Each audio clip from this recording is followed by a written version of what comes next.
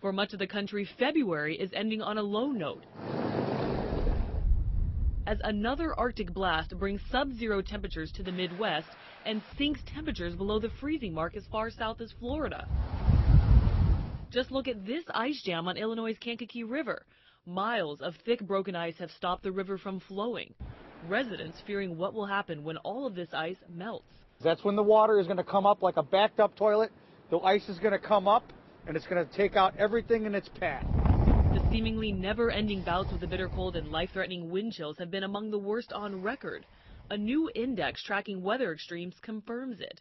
It's dubbed the Misery Index, and for good reason. The National Weather Service says Detroit is the hardest hit this season, with more than 78 inches of snow and 13 days of lows below zero. New York, Philadelphia, and Chicago also rang high on the misery list for record snowfall and freezing temps. This really has been one of the worst winters in a lot of people's lifetimes. We haven't seen winters like this since the 70s in a lot of places. On the West Coast, a very different picture. Over the next 2 days, torrential rain will finally make a dent in California's severe drought, the state's worst in 100 years. But the downpours could create more problems than relief. Flash floods and mudslides are a big concern, with as much as 6 inches of rain in the forecast. All eyes on the skies as Hollywood's biggest names prepare to walk down the red carpet at the Oscars on Sunday.